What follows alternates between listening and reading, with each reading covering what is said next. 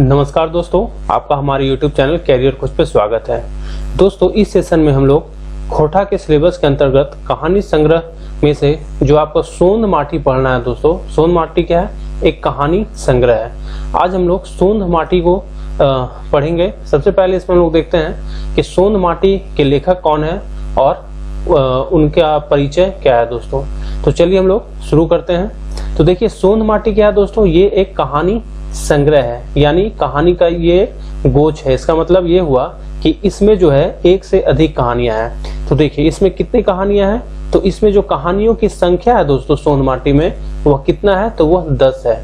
अब देखिए, ये सोंध माटी का अर्थ क्या होता है? तो सोंध माटी का अर्थ होता है मिट्टी की क्या? खुशबू। मिट्टी की खुशबू होता है। अब देखिए, सोंध माटी के अंतर्गत 10 कहानियां कौन कौन सा है दोस्तों? तो इसके अंतर्गत है आपका उबार, जिंदगी डुबानी, धुआं धंधा, माई के लोर, अजवार भौजिक, बेड़ाइल छुआ, दू पहला जोनरा, ओद दीदा, मलकी बहू, भीतर बाहर और खूब। यानी ये कुल 10 कहानियां जो हैं, जो कि आपको सोंध माटी में पढ़ना है। इसके अलावा अगर हम बात करें दोस्तों, तो सोंध माटी के अंतर्गत कुछ कविताएं भी हैं। और ये कविता कितना है? तो कुल 31 कविता है। लेकिन आपको जो है सोंध माटी के अंतर्गत सिर्फ आपको कहानी को ही पढ़ना है दोस्तों। तो चलिए हम लोग देखते हैं कि इसके लेखक कौन है। तो देखिए, सोंध माटी के जो लेखक है दोस्तों, वो कौन है? तो ये हैं आपके डॉक्टर विनोद कुमार। यही सबसे सवाल जो होगा दोस्तों ये बनेगा। ये सब काफी इंपॉर्टेंट सवाल है। तो इसके लेखक कौन हो गए? तो इसके जो लेखक हो गए, ये हो गए आपको विनोद कुमार।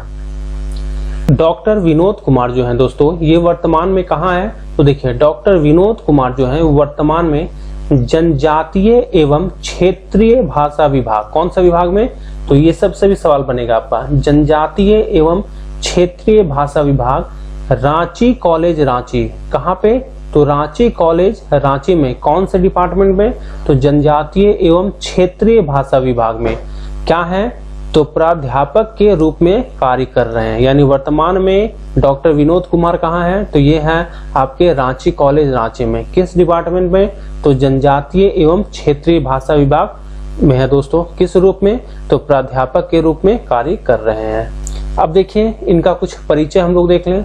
तो इनका जो जन्म हुआ है, ये जन्म कब हुआ है? तो इनका जन्म हुआ है आपका 18 नवंबर 1961 को। ये सब डेट आप याद रखेंगे, इससे सवाल हमेशा बनेगा दोस्तों। अगला है, इनका जन्म स्थान कहाँ है? तो देखिए, इनका जो जन्म स्थान है ये है आपका दारू। कहाँ? तो दारू प्रखंड है आपका। कहाँ पे? तो ये पड़ता है आपका हजारीबाग में दोस्तों। वहां एक है झुमरा, यानी दारूडी झुमरा। आपको झुमरा भी ऑप्शन में दे सकता है, दारू भी दे सकता है, दारूडी भी दे सकता है। कौन से जिले में? तो ये है आपका हजारीबाग जिला। यानी अगर यहाँ जन्म स्थान के बारे में पूछेगा तो आपको ऑप्शन में हजारीबाग भी दे सकता है, झुमरा भी दे सकता है, दारूडी भी दे सकता है और दारू भी दे सकता है दोस्तों। इनके पिता का क्या नाम था? तो देखिए, इनके जो पिता का नाम था दोस्तों, वो था आपका श्री मथुरा प्रसाद। क्या? तो श्री मथुरा प्रसाद इनके पिताजी का नाम था। माता का क्या नाम था? तो माता का नाम था सुगवंती देवी। क्या? तो सुगवंती देवी। यानी हम लोगों ने देख लिया इनका जन्म स्थान, जन्म देख लिया कब हुआ, जन्म स्थान देख लिया, पिता का नाम देख लिया दोस्तों, और फिर देखा माता का नाम। इससे सवाल बनेंगे। अगला है आपका प्रकाशन वर्ष। यानी किसका प्रकाशन वर्ष दोस्तों? तो सोंध माटी का प्रकाशन वर्ष। प्रथम संस्करण जो इसका आया था, ये आया था आपका 1990 में। कब? तो सोंध माटी का जो प्रथम संस्करण है ये आया था आपका 1990 में। द्वितीय संस्करण कब आया? तो द्वितीय संस्करण आया आपका 2017 में दोस्तों। कब? तो 2017 में जो था ये था आपका द्वितीय संस्करण। अब प्रकाशक कौन है? चूंकि प्रकाशक से भी जो है आपका सवाल बनेगा दोस्तों। तो इसके जो प्रकाशक है, यानी सोंध माटी का जो प्रकाशक है वो कौन है?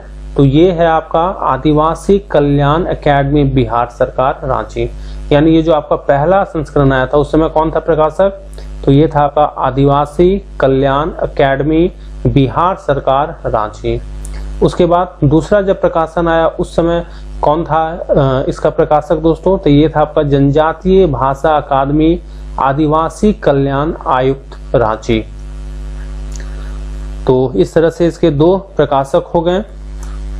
अब हम लोग बात करते हैं मुद्रक का दोस्तों, यानी ये प्रिंट कहाँ हुआ था। तो सबसे पहला जो प्रिंट हुआ था ये था आपका Annapurna press and process Ranchi. कहाँ पे? तो Annapurna press and process Ranchi. दूसरा है ये है आपका वर्मा यूनियन प्रेस रांची, यानी पहला तो हुआ था अन्नपूर्णा प्रेस में और दूसरा हुआ था दोस्तों वर्मा यूनियन प्रेस में। तो इस प्रकार से ये इसके मुद्रक हो गए। अब हम लोग देखते हैं कि लेखक परिचय हम लोगों ने देख लिया दोस्तों। अब आते हैं इसमें जो कहानी दिया हुआ है उसको। तो सबसे पहला कहानी इसमें क्या है? तो सबसे पहला कहानी है दोस्तों ये है आपका उबार। क्या है? तो उबार। देखिए आपसे ये भी सवाल पूछ दिया जाएगा कि सोंध माटी कहानी संग्रह के अंतर्गत जो है वो पहला कहानी क्या था। तो पहला कहानी क्या था? तो पहला कहानी था आपका उबार। इस तरह से भी सवाल आपका पूछा जाएगा। तो देखिए उबार का अर्थ क्या होता है, जैसे वहां था आपका सोंध माटी का अर्थ क्या होता है, उसी तरह यहाँ से पूछ देगा आपसे को कि उबार का अर्थ क्या होता है। तो इसका अर्थ होता है तारना। क्या? तारना या फिर कल्याण करना। तो इसका अर्थ हो गया आपका तारना और कल्याण करना। अब देखिए इस कहानी के अंतर्गत हम लोग पहले जो यहाँ पात्र हैं तो उसका हम लोग परिचय देख लेते हैं दोस्तों। तो इस कहानी के अंतर्गत मुख्य पात्र देखिए कौन कौन सा है। तो पहला है आपका झबरू। कौन? तो झबरू। झबरू कौन रहता है? तो ये एक गरीब किसान रहता है, लेकिन ये काफी हिम्मत वाला होता है। ये गरीब तो रहता है कौन? झबरू, लेकिन वह एक हिम्मत वाला होता है। तो इससे भी सवाल आपको पूछा जाएगा। दूसरा पात्र है दोस्तों ये है आपका बिहारी। और ये बिहारी कौन रहता है? तो बिहारी जो है ये है आपका झबरू का बेटा। कौन? तो झबरू का बेटा। तीसरा कौन है दोस्तों? तो देखिए तीसरा जो है आपका पर्वतिया और सुमिया। अब ये दोनों कौन है? तो ये है झबरू की बेटियां। यानी यहाँ हम लोग देखते हैं कि झबरू का एक बेटा था और 2 बेटी हो गई। बेटा कौन हुआ? बिहारी, और बेटी जो हो गई वो हो गई पर्वतिया और सुमिया। चौथा उसमें जो मुख्य पात्र है ये है तिलका कुम्हार दोस्तों। अगला जो है एक है आपका गणेश बाबू और महेश बाबू। अब देखिए ये गणेश बाबू और महेश बाबू कौन है? तो ये हैं आपके गांव के नेता लोग। दोनों क्या है? गांव के नेता। और ये लोग क्या करते हैं? तो झबरू से काफी ईर्ष्या करते हैं। झबरू कौन था? तो ये एक गरीब किसान था, लेकिन ये क्या था? एक हिम्मत वाला था। तो अगर हिम्मत वाला है इसका मतलब वो मेहनती भी होगा, और जब मेहनत करेगा वो तो उसका तो प्रगति होगा ही, और उसी से ये लोग दोनों जलते थे। छठा कौन है? तो छठा है आपका वीरू। अब ये वीरू कौन है? तो ये बोड़ साहूकार का बेटा, यानी गांव में जो बड़ा साहूकार था, या बड़ा को खोरठा में बोड़ कहा जाता है, तो बोड़ साहूकार का बेटा था कौन? वीरू। ये क्या करता था? तो इसका काम था जो गांव में दूसरों को लड़ाने का काम करता था। यानी अगर हम देखें तो गणेश बाबू, महेश बाबू और वीरू, ये तीनों जो यहाँ पे पात्र है, ये तीनों एक नेगेटिव प्रकार का पात्र है दोस्तों। तो वीरू क्या था? तो ये था आपको गांव में लोगों को लड़ाता था। ये किसका बेटा था? तो ये बोड़ साहूकार का बेटा था। 7वां पात्र है आपका बुधना। कौन? तो बुधना। ये झबरू का क्या था? शुभ चिंतक था। यानी आप देखिए कि ये जो कहानी आपका घूमेगा वो पूरा किसके इर्द गिर्द घूमेगा? तो ये आपका झबरू के ही इर्द गिर्द घूमेगा। तो बुधना कौन था? तो ये झबरू का शुभ चिंतक था। अब इसमें हम लोग देखिए यहाँ पे 8वां नंबर पे ये है आपका दिनेश, प्रेम और बिरजू। ये सब आप जितने पात्र हैं सभी को एकदम याद रखिएगा, क्योंकि इसी सबसे सवाल पूछा जाएगा आपका। तो दिनेश, प्रेम और बिरजू जो है ये तीनों कौन है दोस्तों? तो ये बिहारी के दोस्त हैं। कौन है? तो बिहारी के दोस्त। और बिहारी कौन था? तो बिहारी झबरू का बेटा था। तो इस प्रकार से हम लोग सभी मुख्य पात्र जो है इसमें उन लोगों को जान लिया दोस्तों। अब हम लोग जो है इस कहानी को समझेंगे। तो देखिए यहाँ आपका कहानी का सार संक्षेप दिया हुआ है। क्योंकि एग्जाम काफी नजदीक आ चुका है तो अब हम लोग डिटेल में तो नहीं पढ़ पाएंगे, उसी का जो हम लोग संक्षेप में जहाँ से सवाल बनेगा उसी को हम लोग दोस्तों पढ़ने का प्रयास करेंगे। तो चलिए शुरू करते हैं। आदमिक लस्तंगा आदमीयता से हो है। यानी देखिए आदमिक मतलब आदमी का, लस्तंगा किससे होता है? आदमीयता से हो है। आदमी उदार हेवे तब देवता और नीच हेवे तब शैतान, यह आदमिक वृत्तियों है। यानी दोस्तों ये कहानी के अंतर्गत ये सेंटेंस दिया हुआ है आपका, ये वाक्य दिया हुआ है, तो इसका मतलब ये हुआ, बोल रहा है कि आदमी का जो पहचान होता है वो किस चीज से होता है? तो वो आदमीयता से होता है। आदमी अगर उदार होता है, कोई भी व्यक्ति अगर उदार प्रवृत्ति का होता है तो वो क्या होता है? तो वो देवता होता है। क्या लिखा है? आदमी उदार हुए तब देवता, और जब वो नीच हुए तब शैतान, और जब वो नीच प्रवृत्ति का होता है तो वो क्या हो जाता है? शैतान होता है। यह आदमिक वृत्तियों, यानी यही आदमी का प्रकृति है। तो इससे क्या सवाल पूछा जाएगा? ये आपका सेंटेंस दे दिया जाएगा और ये पूछेगा कि ये जो वाक्य है वह किस कहानी के अंतर्गत है। तो इस प्रकार ये आप वाक्य याद रखेंगे। लेकिन क्या शहर क्या गांव, बोलता है लेकिन क्या शहर क्या गांव, आज ईर्ष्या द्वेष कलह कुविचार थोड़ा बढ़ गया है और इंसानी जीवन दब रहा है। मतलब बोल रहा है कि क्या आप शहर का बात कीजिएगा क्या गांव का, मतलब गांव हो या शहर, सभी जगह जो है आपका ईर्ष्या द्वेष बढ़ गया है, कलह कुविचार भी थोड़ा बढ़ गया है, और इंसानी जीवन यानी जो इंसानियत है वो क्या हो गया है? तो वो दब रहा है। तो यहाँ कहने का मतलब क्या हो गया कि चाहे वो शहर हो या गांव हो, ईर्ष्या द्वेष सब जगह बढ़ रहा है और जो इंसानियत है दोस्तों वो कम हो रहा है। आगे बोलता है कि गांव के आगे बढ़ने से देश बढ़ेगा। देखिए ये सब सेंटेंस इस कहानी में है और इससे पूछा जाएगा कि ये सेंटेंस जो है ये वाक्य किस कहानी के अंतर्गत है। तो क्या बोल रहा है कि गांव के आगे बढ़ने से देश बढ़ेगा। लेकिन कैसे? देखिए जब गांव बढ़ेगा तभी तो देश बढ़ेगा, लेकिन पूछ रहा है कैसे? झबरू जैसा टुटपुंजिया किसान के हिम्मत तोड़ के। क्या बोल रहा है कि झबरू कैसा किसान है दोस्तों? ये टुटपुंजिया किसान है, और एक तो ये टुटपुंजिया किसान है और ऊपर से इसके हिम्मत को क्या किया जा रहा है? तो तोड़ा जा रहा है। कैसे तोड़ा जा रहा है? तो जो लोग इससे ईर्ष्या द्वेष करते हैं वो लोग इसका हिम्मत को क्या कर रहे हैं दोस्तों? तो तोड़ रहे हैं। तो वही बोल रहा है कि झबरू जैसा टुटपुंजिया किसान के हिम्मत तोड़ के, आर नहीं तो गरीब पढ़ने वाले बच्चों के रास्ता काट के। और क्या बोल रहा है कि ऐसा तो एक तो किसान जो है गरीब किसान उसके हिम्मत को तोड़ के, और नहीं तो जो गरीब है और वो पढ़ने वाला बच्चा है उसके रास्ता को काट के। रास्ता काटना का मतलब क्या हो गया? तो उसके रास्ते में रोड़ा अटकाना दोस्तों। आगे बोलता है पूरे गांव में झबरू एक टुटपुंजिया किसान है। तो झबरू कैसा किसान है? तो ये एक टुटपुंजिया किसान है। ना ही उसके पास, अब देखिए टुटपुंजिया का अर्थ क्या हुआ दोस्तों? तो टुटपुंजिया का अर्थ हुआ कि उसके पास, ना ही उसके पास अच्छा हल कुदाल और ना ही कोई सहायता करने वाला है। मतलब उसके पास ना ही कुछ हल कुदाल है, वो तो किसान है तो उसके पास हल कुदाल होगा ही, लेकिन वो हल कुदाल अच्छा नहीं है, और ना ही कोई उसका सहायता करने वाला है दोस्तों। इसी कारण वो क्या है? एक टुटपुंजिया किसान है। गाँवे किसान प्राकृतिक पहलवान है। क्या बोल रहा है इसमें? बोल रहा है कि गांव के जो किसान है वो प्राकृतिक पहलवान हेकत केकर कुबे जे ओखनिक पछाड़ता। बोल रहा है कि गांव के जो किसान है वो लोग क्या है? प्राकृतिक, मतलब वो प्राकृतिक रूप से माने अपने आप में वो एक पहलवान है। क्या है? तो पहलवान है। हेकत, हेकत का मतलब पहलवान है।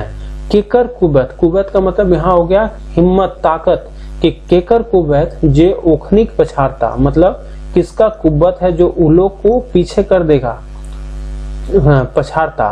पानी और हवा, क्या बोल रहा है? पानी और हवा साथ दे ले किसान एक छाती चाकर हो जाए। मतलब कि किसी का हिम्मत नहीं है जो उलों को पीछे कर सकता है। यदि पानी और हवा, कौन बोल रहा है? पानी और हवा साथ दे ले, मतलब अगर पानी और हवा जो है किसान को साथ दे दिया तो बोल रहा है छाती चाकर हो जाए। मतलब छाती चाकर हो जाए मतलब वो लोग फिर हार नहीं मानता है। कब? जब पानी और हवा जो है किसान को साथ देता है। यहाँ कहने का अर्थ क्या हुआ दोस्तों? कि वो किसान है, अगर समय पे पानी पड़ गया और अगर हवा तूफान नहीं आया तो उन लोग को कोई पीछे नहीं कर सकता, वो लोग इतना मेहनती होता है। आगे क्या बोल रहा है, झबरू सुबह ही उठकर हल कुदाल के साथ अपना खेत बाड़ी जाता। देखिए खेत बाड़ी कहने का मतलब तो खेत हो गया, खेत, और जहाँ हम लोग घर के पीछे जो जहाँ सब्जी वगैरह लगाया जाता है उसको बाड़ी कहते हैं। तो ही बोल रहा है कि झबरू जो है वो सुबह उठता है और हल कुदाल लेकर जो है अपना खेत बाड़ी जाता है, और वहां बिहारी की माँ, कौन, तो बिहारी की माँ कलवा पानी भेजवा देती है। कलवा पानी क्या हुआ दोस्तों, तो कलवा का अर्थ हो गया दोपहर का भोजन। तो वही बोल रहा है कि ये जो है आपका बिहारी की माँ जो है वो कलवा पानी भिजवा देती है। आगे बोल रहा है बिहारी जब पैदा हुआ था तब उसकी दादी ने कहा था कि यह पुलिस इंस्पेक्टर बनेगा। अब देखिए एक सवाल यहाँ से बनेगा कि किसने कहा था कि बिहारी जो है वह पुलिस इंस्पेक्टर बनेगा, तो किसने कहा था, तो ये बिहारी की दादी ने कहा था। कब कहा था, जब बिहारी पैदा हुआ था दोस्तों। तो वही बोल रहा है बिहारी जब पैदा हुआ था तब उसकी दादी ने कहा था कि यह पुलिस इंस्पेक्टर बनेगा। झबरू अपनी माँ की इच्छा को पूरा करने में जुट जाता है। क्योंकि बिहारी की जो दादी हुई वो झबरू की क्या हुई, तो ये माँ हुई। तो वही बोलता है कि झबरू जो है अपनी माँ की इच्छा करने में को पूरा करने में दोस्तों जुट जाता है। वो चाहता है कि उसकी जो माँ की इच्छा थी, उसकी माँ की क्या इच्छा थी, तो उसकी माँ की इच्छा थी कि बिहारी जो है वो पुलिस इंस्पेक्टर बनेगा। तो उसी की इच्छा को पूरा करने में झबरू जुट जाता है। झबरू का परिवार छोटा है। कैसा है, तो परिवार छोटा है, कुल 5 व्यक्ति।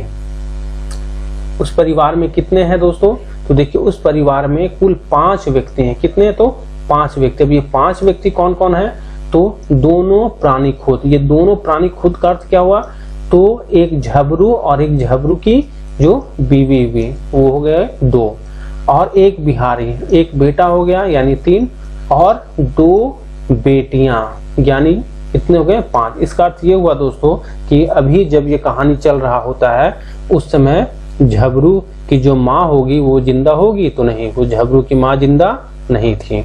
तो 5 लोग कौन हो गए, झबरू, झबरू की बीवी, बिहारी और 2 बेटियां। कौन, और बेटियां का नाम भी याद रखिएगा क्योंकि यहाँ से भी सवाल पूछा जाएगा। तो पर्वतिया और सुमिया।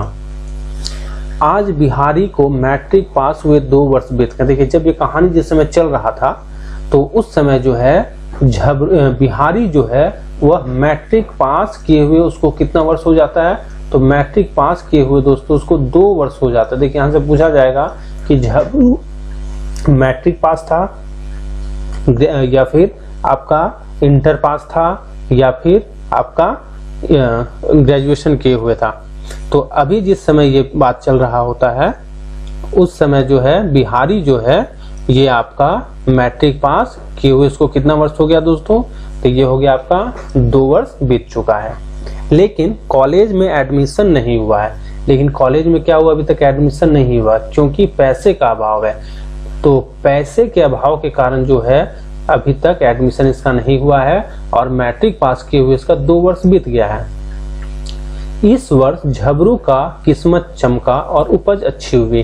देखिए किसान का किस्मत तभी अच्छा होता है जब उसके यहाँ उपज अच्छा होता है। तभी बोल रहा है कि झबरू का किस्मत जो है इस वर्ष चमका है क्योंकि उपज क्या हुई दोस्तों, तो अच्छी हुई है।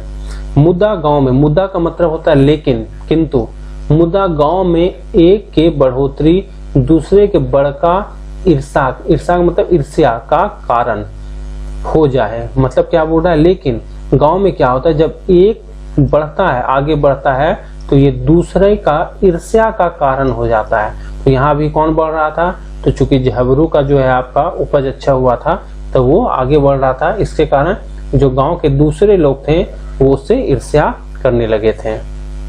आगे बोल रहा है तकरों पर गरीब के सब दुश्मन हुए हैं।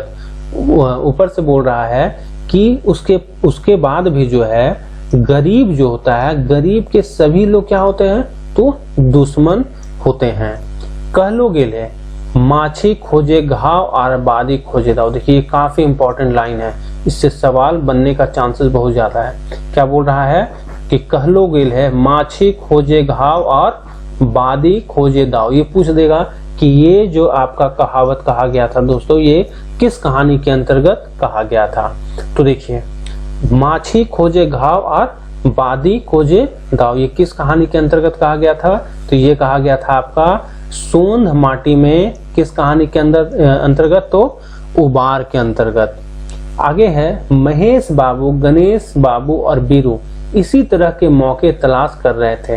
तो यहाँ जो बादी खोजे दाव, यानी ये जो दाव मतलब ये जो मौका का बात कर रहा है दोस्तों, और ये जो बादी है, ये बादी किसके बारे में बात हो रहा है, तो महेश बाबू, गणेश बाबू और बीरू के बारे में यहाँ कहा जा रहा है। क्योंकि ये किस चीज के तलाश में रहते थे, तो ये मौके के तलाश में, जो कि यहाँ दाव का बात किया गया है, रहते थे।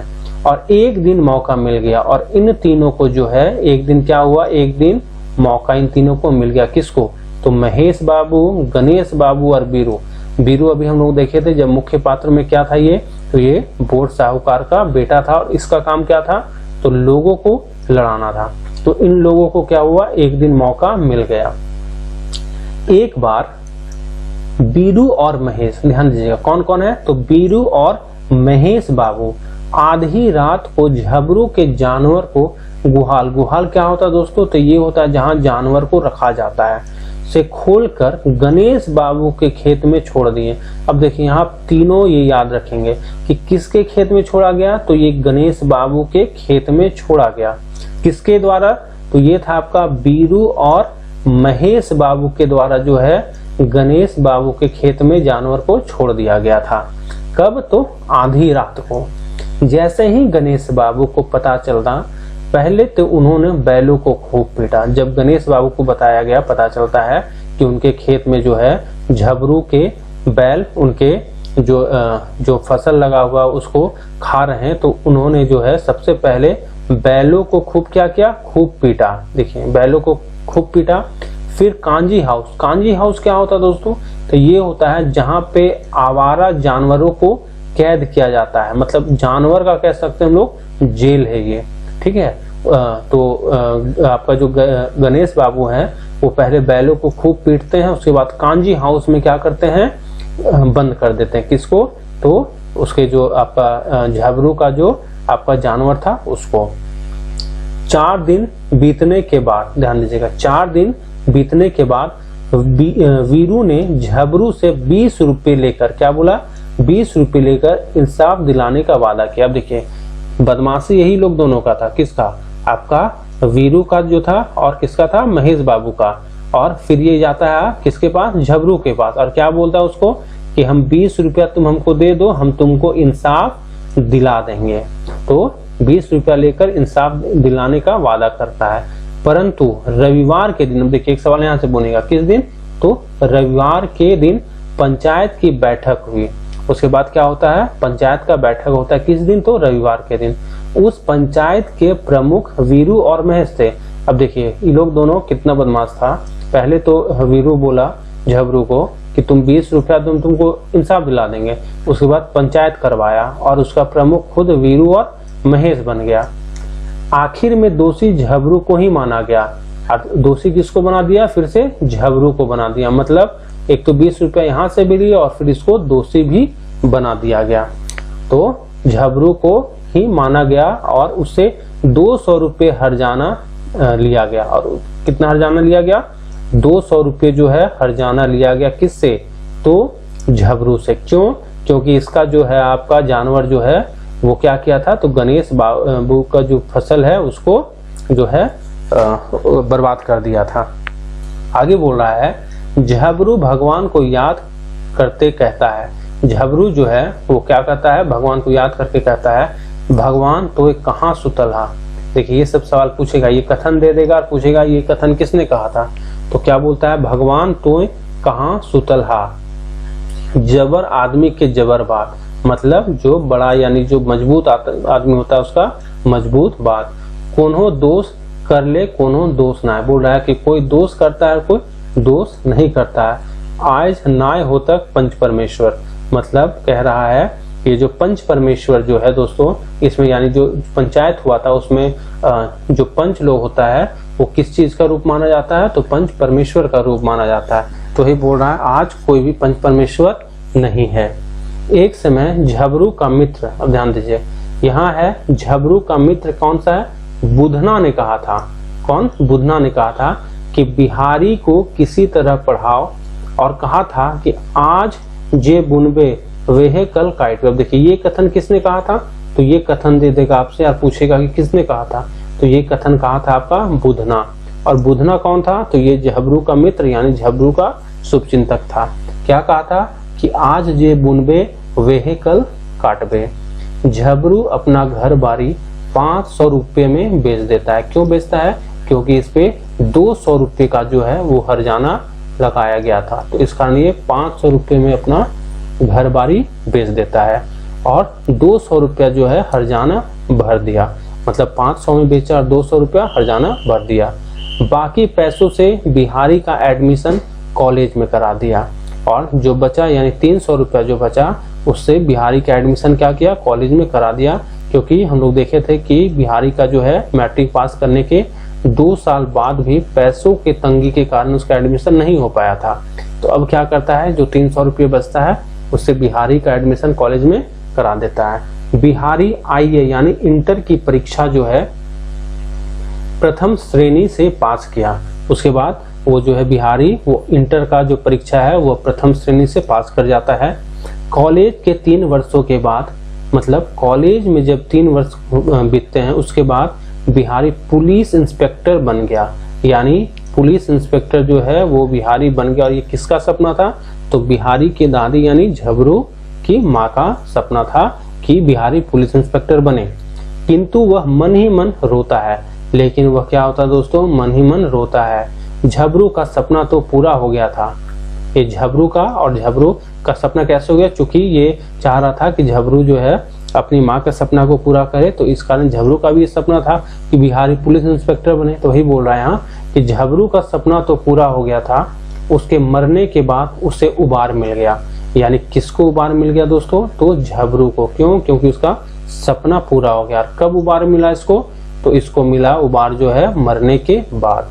वैसे लोग जिनकी आंखों में बिहारी चुभता था उनको भी आज जवाब मिल गया। तो हम लोग देखे थे जैसे गणेश बाबू, महेश बाबू, वीरू जैसे लोग जो थे उनको जो है बिहारी आंख में चुभता था, उनको भी आज क्या मिल गया? जवाब मिल गया। आज दुश्मन भी जो है मित्रता करना चाहता था। यानी जब ये पुलिस इंस्पेक्टर बन गया आपका बिहारी, तो जो उनके दुश्मन थे जैसे कौन कौन? तो आपके गणेश बाबू, महेश बाबू और ये वीरू जैसे लोग जो थे वो आज इनसे क्या करना चाहते थे? तो इनसे मित्रता करना चाहते थे। तो इस प्रकार दोस्तों ये कहानी आपका समाप्त होता है। यानी ये बिहारी जो था वह पुलिस इंस्पेक्टर अंत में बन जाता है। तो इस प्रकार चलिए ये कहानी आपका हो गया समाप्त दोस्तों। अब इससे जो संबंधित प्रश्न होगा उसको हम लोग बनाने का प्रयास करेंगे। इस कहानी को आप 1 से 2 बार पढ़ने का भी कोशिश कीजिएगा, और जो जो इसमें सेंटेंस है, जो जो मुख्य पात्र हैं उन सभी को याद करने का प्रयास करिएगा। चलिए मिलते हैं अगले सेशन में दोस्तों, तब तक के लिए धन्यवाद।